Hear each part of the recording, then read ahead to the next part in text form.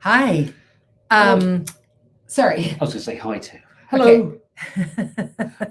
We'll keep going. We're doing a pre-record and we're not going back. We're doing a pre-record because Dr. Mary's doing his second day of chair training, but he came home today, Monday, so excited about what he learned. So I thought we should just talk about that. And look at this. I totally forgot to put this up, for heaven's sakes. I'm out of my game. We didn't even miss an episode. No, well, doesn't matter. The heat. It's the heat. My God, the heat. Oh, it's desperate. Who can name that sitcom? All right, back to you. You can't, can you? I might remember to tell you at the end. Don't know what you're talking. Step. I'll give you a clue. 1 woman, 3 men from the 90s. Okay, go. I got nothing. Okay, so what we learned today first thing we did was building a culture of trust. And it was all about how, as a leader, you're supposed to trust people. That was the first part, combined with the second part. But on the way home, it dawned on me that these are the issues for a person to tackle addiction. Okay. Because the first exercise we did was define trust. You have to be trustworthy. In other words, you have to trust yourself so people know that you're trustworthy. You have to have trust in yourself.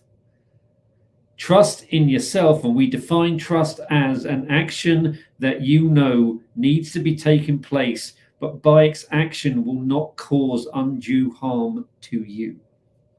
For heaven's sakes, what does that even mean? Don't put yourself in harm's way. Okay. But that's it. One of the tragedies I found about the first step of dealing with my addiction is I didn't know who to trust. I certainly didn't trust myself to make any form of logical, rational decision at all. So this really, I just thought about this and we just kept going all the way through the trust exercise. You can apply that too. You can gain trust in others. You can gain trust in people. The exercises for basically how do you show you're trustworthy is to prove to people you can be trusted. It's the same hurdle you have dealing with addiction. It's the same thing that Dana and I are dealing with these modules for Ignited. Trust and integrity, and the lesson that once an addict, always an addict is not true. Regaining people's trust. How you do that is by your first action of trusting yourself. Okay, so my question for you would be, do you remember the first moment in your rehab situation where you thought, oh my gosh, I haven't trusted myself, and this moment is a moment of trust? Maybe it's not that. That is a fantastic question. For me, it wasn't a moment. That took place over a period of about 2 weeks. Okay, so say more about that, because I'm not sure exactly what you mean. I needed to trust myself that was something wrong with me. And up until this fateful day when both my counselor and Dana handed me my biscuit on a plate, I don't know how else to put that. That's for you, Bonnie Bowman, by the way. I didn't trust myself to make any decisions. I was still making excuses for myself. I'm fine, I can sort this out myself, leave me alone. And I think it was, looking back on it, is because I was afraid to trust myself. Why? Because up until that point, I had a very long line of making real poor decisions in the recent past. Because I, just woke up from a coma, and then 12 days after that, I was in a rehab center. So my trust track record had a lot to be desired. Is it trust or faith? I mean, is it faith in yourself or trust in yourself? Because I think they're slightly different things. I think these two, in this instance, I think they're the same. I would say. Okay. For me. Sure. Great question, but that's how I would have thought about it. Having faith in yourself and your ability is the same as trusting yourself to have that ability. Okay. So we then went on to, how do you change a situation? People can be afraid of change. And we did this great exercises of writing down why people are afraid of change. we went through the whole thing. It's inevitable. It's necessary. We got cocky and academic, and I threw in the word evolution, and everyone went, "Ooh, good word," because change to your. I said, "Oh, it's a change to your natural habitat." Yeah, but it is. Change is hard. Change is difficult, and changing your habitat. It stop being surrounded by the feelings of inadequacy and drinking. That's changing your environment too. So there's this. I don't know if you're going to be able to see. Oh, look at that! Wow. You can almost read this. Well, stop waving it around. Where are you focused? Yes. So the blue one was circle of concern and circle of influence. Now, if you're proactive in your ability to change, your circle of concern, thus, is big. Okay.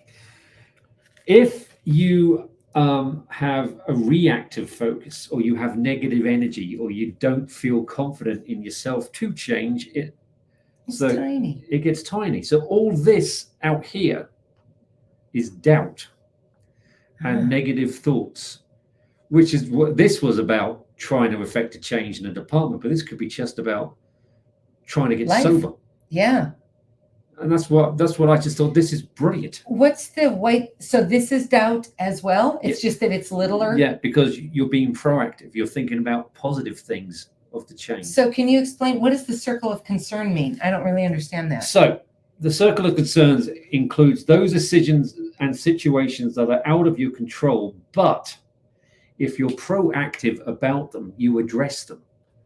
Okay. So you can say, so you're talking about like a budget or Yes. something that's handed down. if someone to says you. this hasn't been done before, we don't do that. You say, yeah, but we could, and this is how you can do it. So you're proactive about negativity, which is the one thing that fails your attempt to get sober.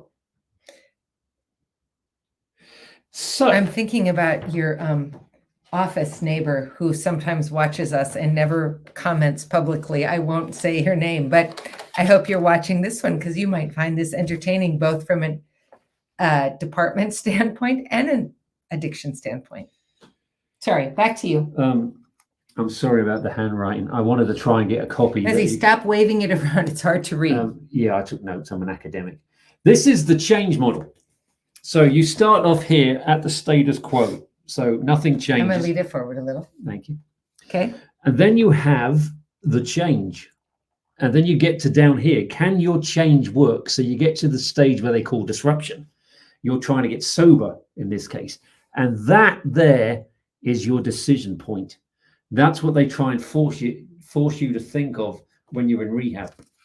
You're sober, your mind's clear. Do you want to stay sober?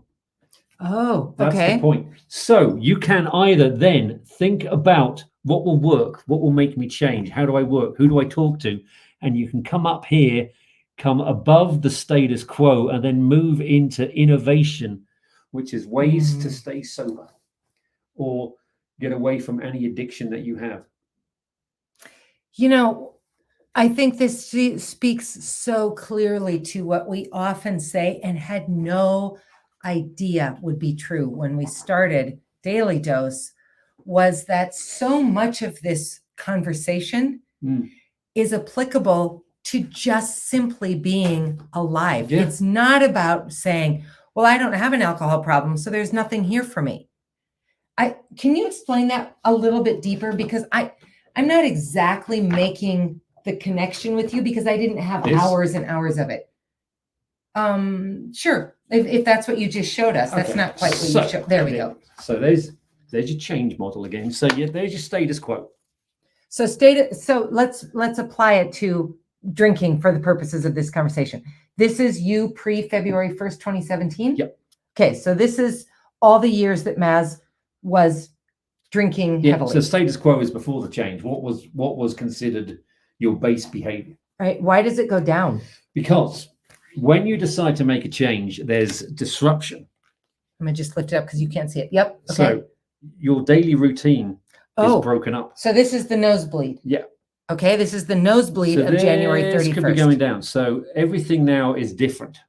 It's a change. It's disrupted your activity. So your activity base level is no longer up here, because it's all come down here because you don't know what's happening. Okay. That's where your decision point is. So this is the day that I came to visit your rehab, Yeah. and you lied your face off. Joanne dismissed you from the meeting, told me you had narcissistic personality disorder, Which, thankfully, and that I you don't. were never, ever going to be a sober human being. And that was my decision point, because actually I wanted to be a sober human being. So that's disruption. Now, at that point, at your decision point, you make the adaptation. I want to be different. I want to change. So you start changing. Now you'll get to the point here where you could go back into status quo and think, you know what, I'm all right. Or you can say, no, I want my change to take effect. So you go into what they refer to as the innovation stage, where you're productive and you're successfully working on things. And that is your change. And the results are higher than your status quo. They're up here because you've made a positive change. So this rises up from where it was. This is you. Makes sense? Yes, it does. Thank you. You needed to explain it that clearly. I just want to give people a chance to see it, because I didn't quite get it when you first explained it. And the other thing, but I absolutely do now. So you could Google like business models. There's about 8 different business models about how to make change. There's that one. There's the McKinsey 7S model. But we were told that all of them you have to take into account with this one. I can't. Is that? I'll hold it. Read that one out there. The Kubler-Ross change curve. This deals with everything in business, but it's applied to human emotion. Let me just show it to you quick, and then we'll let Maz talk through it. See, sorry. Okay, go ahead. So this one is all about people. So you got surprise and shock of an event. You can deny it, it happens. Or if you think about it, you can get frustrated about it. You can fall into depression. After that depression, you have low mood. You can experiment on saying, I don't want to be down here. I want to try and get up here. So you change your behaviors. And then you get a decision, which puts you back to where your shock was. Do I want to stay where I was because I survived this? Or do I want to start a program that'll get me up here where I'm more innovative, I'm happier, and my progress through life can progress? I'm sorry, I'm having a hard time. So any business model that you wanted to do, and this was for academic purposes, this one has to be taken into account because it deals with how people react to change. That's why I wanted to show you this one. It's almost like the 7 stages of grief. It is kind of actually kind of like that. I mean, so we didn't talk about this at all. Maz just told me that he had some revelations today during this training about how to apply it to daily dose. So you're learning it as I'm learning it. But as I'm listening to you, I am reminded once again that we all like to think that our problems are unique, that nobody could understand us, that we operate from a very singular position, and that humans are different than departments, which are different than business, which is different than government, which is different than all the... We are constantly, as human beings, trying to differentiate ourselves and stand out. But the reality is that we are, in essence, sheep. And I don't mean that in a negative way. I mean it in the sense of we all have a baseline. Our baseline might be at different places, but we all have a baseline. Sometimes that baseline dips, and it's what you do in the dip that matters. You can go back to the baseline. You can exceed the baseline. You can continue until you kill yourself intentionally or unintentionally to dip down. There's just not that many options actually at the end of the day, because human beings are kind of all wired the same. Yeah. So I don't have an alcohol problem. It doesn't mean that this doesn't resonate for me in other ways. And I'm betting that it's true for you too. So just to show you this again, one thing, I don't know who's, I should, stop doing this is why I just use PowerPoints. I mean, thank God we don't have overheads anymore. No one in my class would learn anything. All right. Except how dizzy they could get. Some famous person said this quote, I don't remember who it was, but We should not be defined by the choices we make. We should be defined by the actions we take when we've made the choice. That's what this is about. So whatever you're struggling with, fill in your blank, fill in the blank for your struggle. It does not matter what it is. You have a baseline. You might dip down. You might be in the dip. How are you going to do this? Because that is actually all that matters. That's affecting a change. And yes, it's scary. Yep. But in the case of addiction, in the case of me, it certainly was necessary. And I'll be honest with you, it was scary, not just for me. It was scary.